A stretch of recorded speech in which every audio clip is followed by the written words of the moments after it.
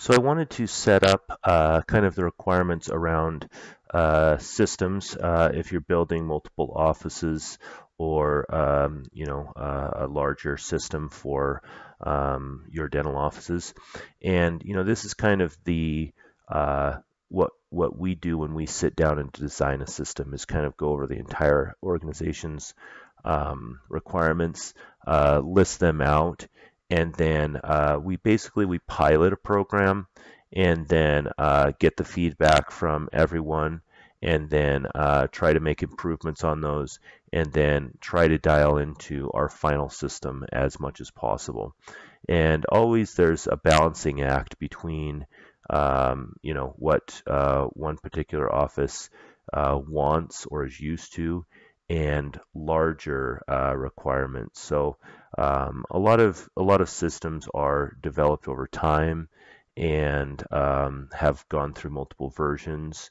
And if you think that your final version is the final version, then you'll become stagnant and you won't ever improve. So super important to take feedback from all of the stakeholders and just come up with better and better versions. Now, at some point in any system, there becomes a decision on are we reducing, are we trying to build in protocols for a situation that happens so infrequently that the effort to implement this one exception to the rule is going to be way more than just dealing with that one-off situation occasionally, okay?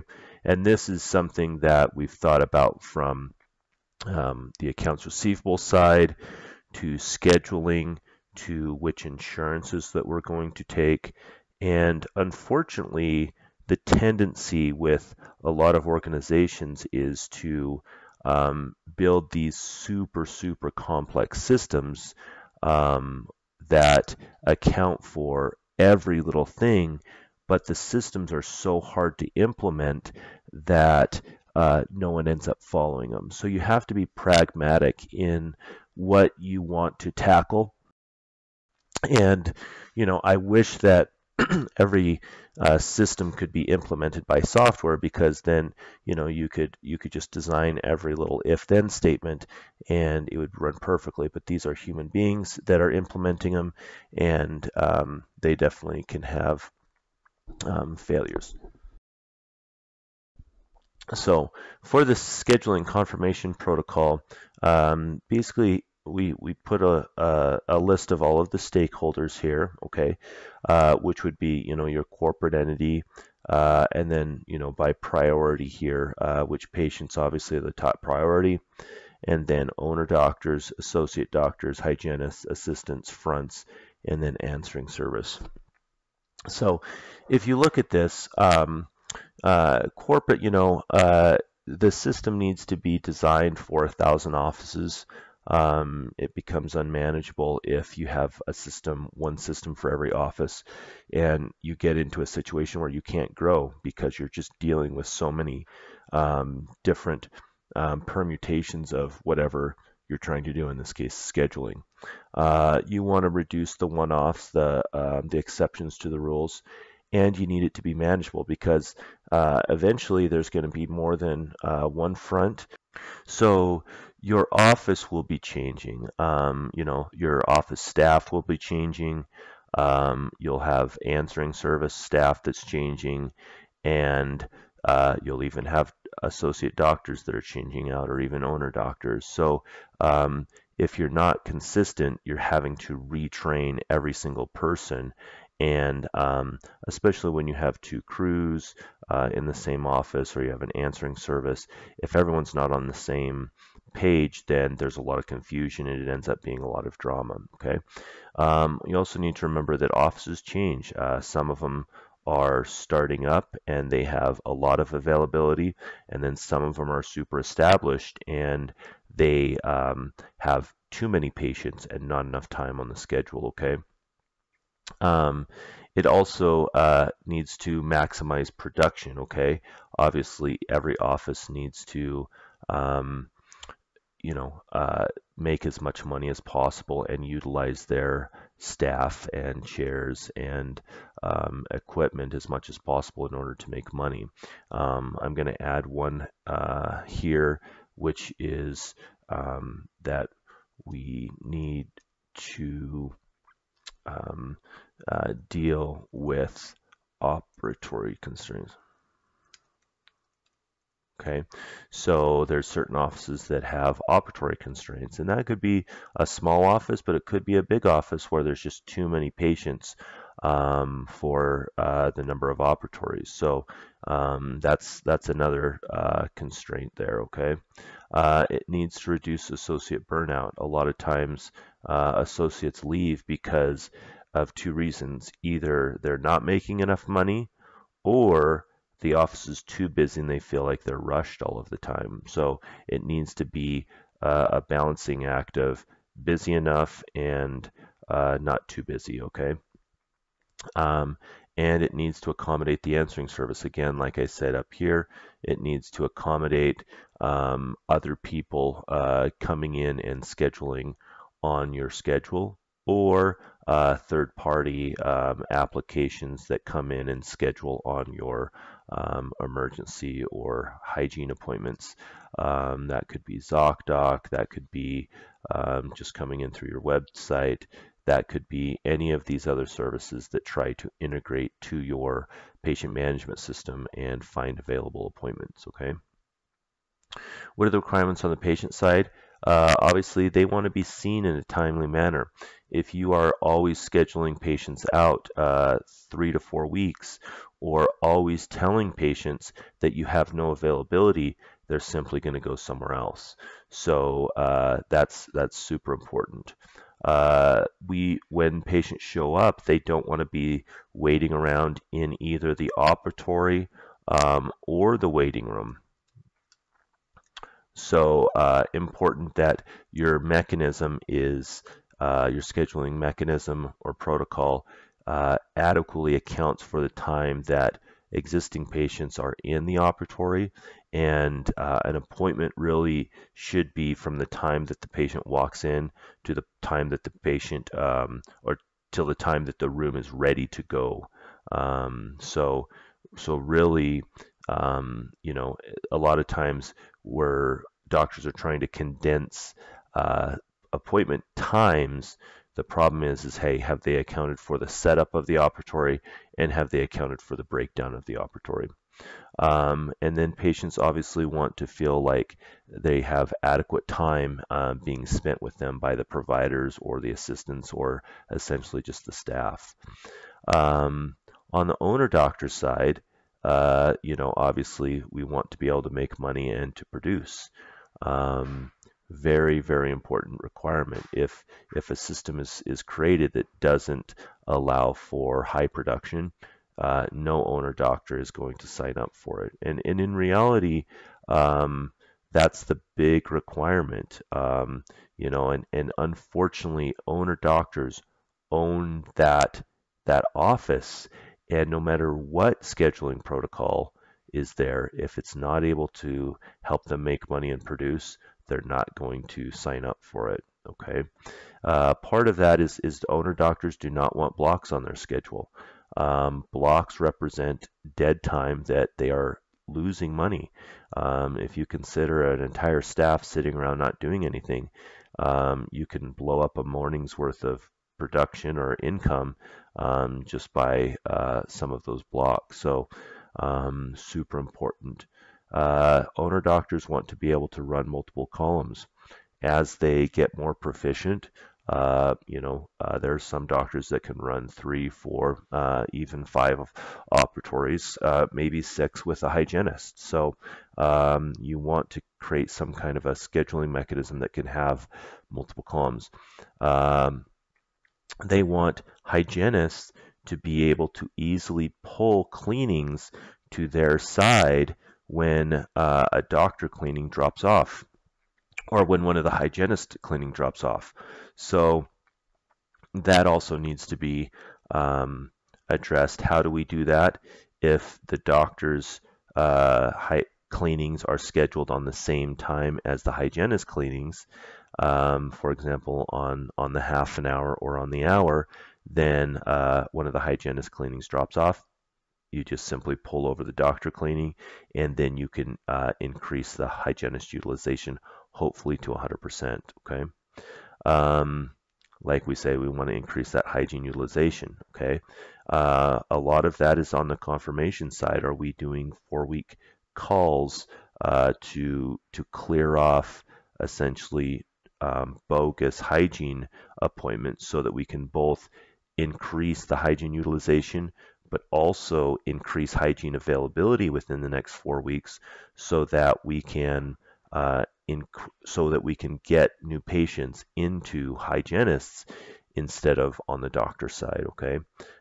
Because we really want patients to dictate their care, not pigeonhole them into either an up convert or a down convert as far as what the appointment is, just because we don't have time. Okay, I think one of the things that frustrates a lot of owner doctors is seeing 2 hours of nothing being done, and then all of a sudden 4 patients come in. Again, patient experience goes down just because if we would have had a scheduling mechanism that it would have made that schedule more uniform, those 4 patients would have been seen and given their adequate amount of time for their procedures. And it allows for up conversions of those procedures into more dentistry if that's what the patient wants. Okay.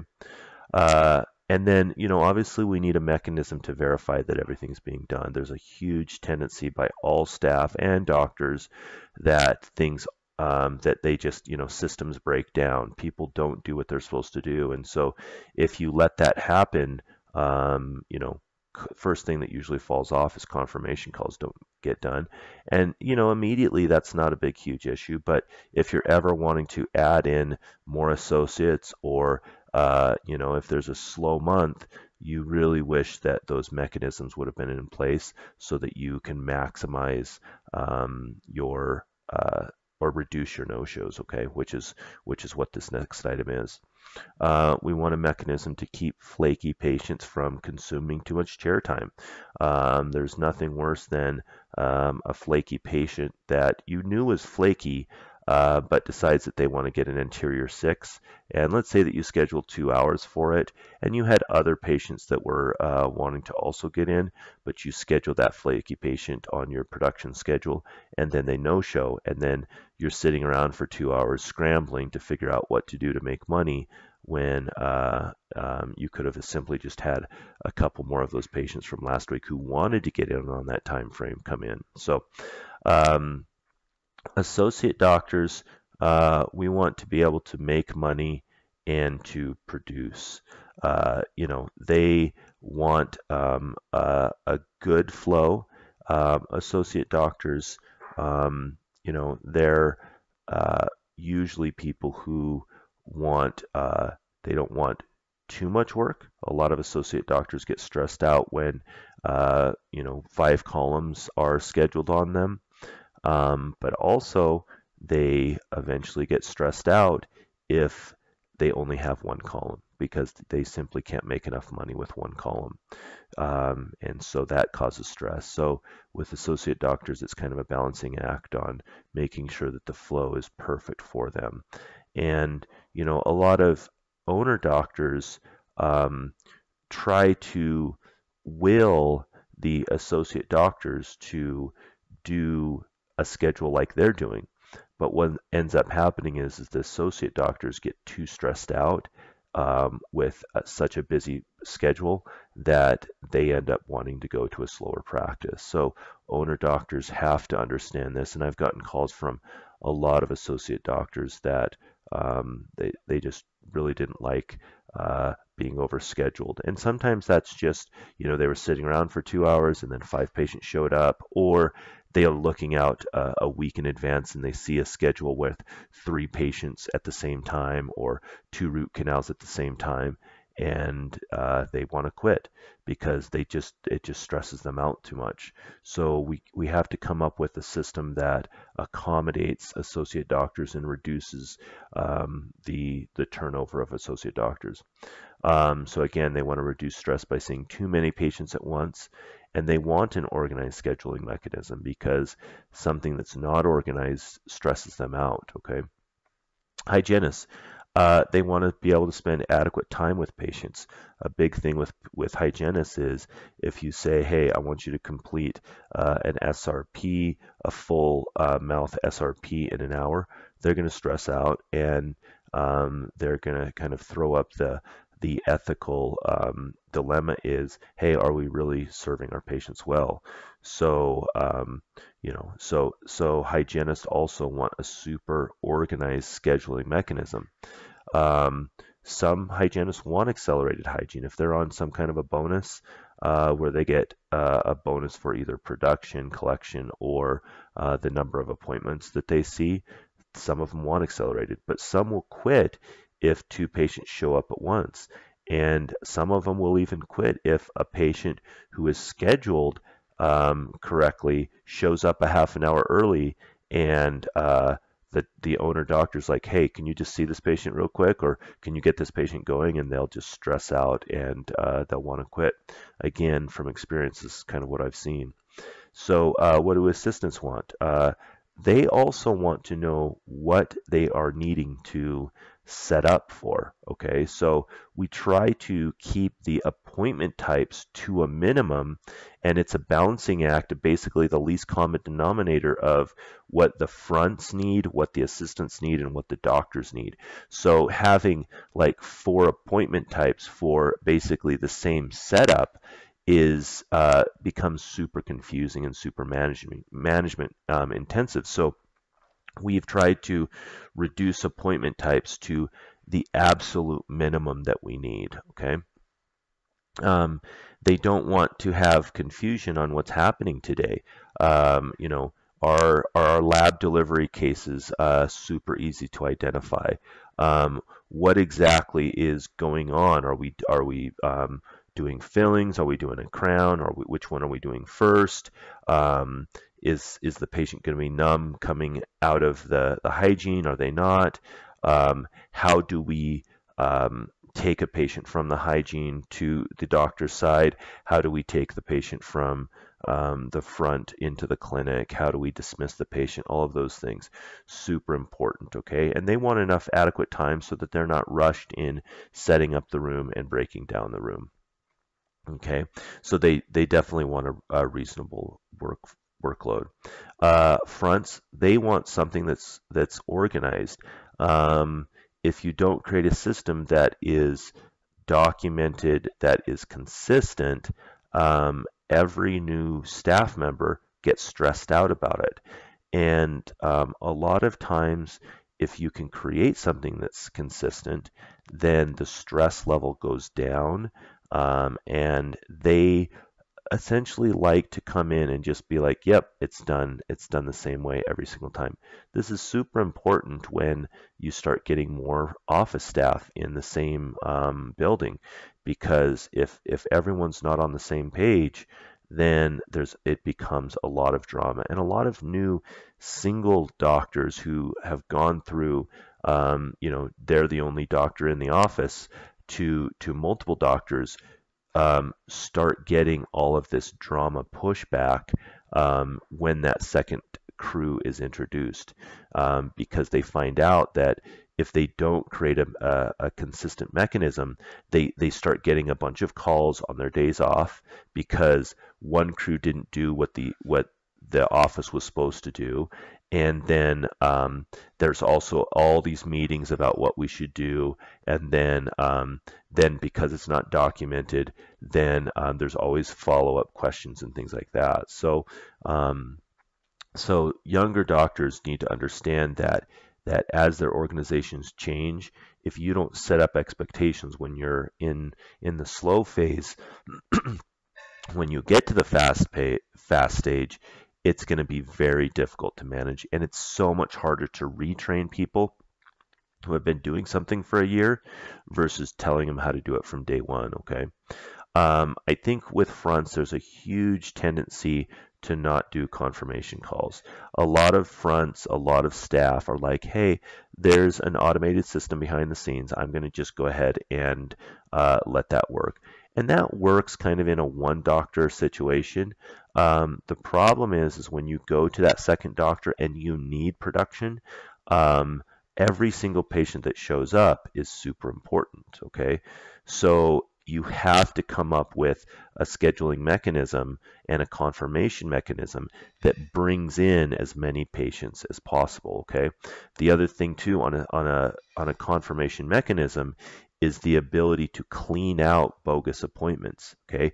That's why physical confirmation calls are absolutely required if you want to grow your practice, okay?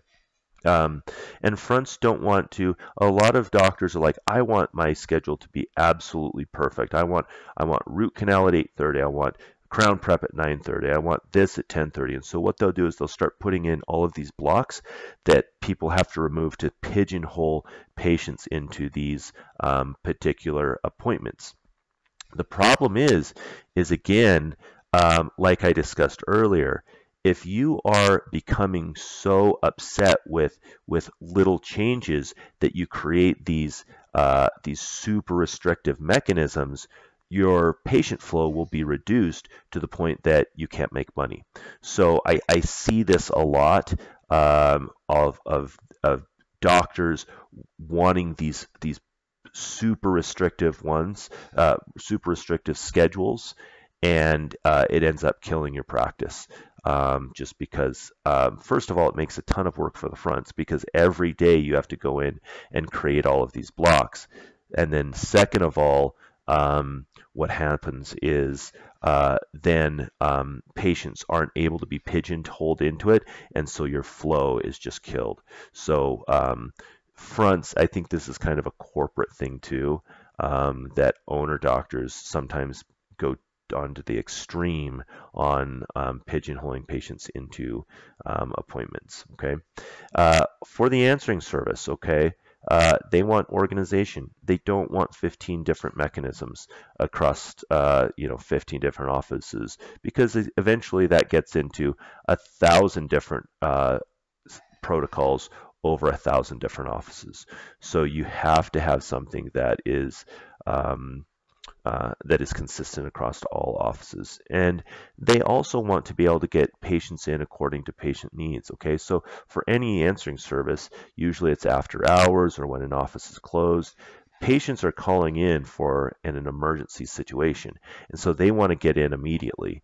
And so answering service is trying to accommodate those patients. And answering service are usually getting patients who are a little bit upset. So they take a brunt of a lot of bad type of patients, or bad types of situations, I guess I should say, because just the nature of the times that they're taking those calls. So when you go through our scheduling mechanism, kind of look at all of the requirements here, and you'll notice that there's a checkoff list. Oh, that's what's being identified and addressed with this particular protocol, or this particular item in the scheduling mechanism. So just understand that, and you'll see that and this is the scheduling mechanism that we've come up with in 2022. It could be different in 2023, depending on feedback from all of the stakeholders, and also and it might be that in 2023 we have gone too far and we're starting to restrict patient flow down because we want to address every single detail, whereas maybe sometimes we should just simply not address those details.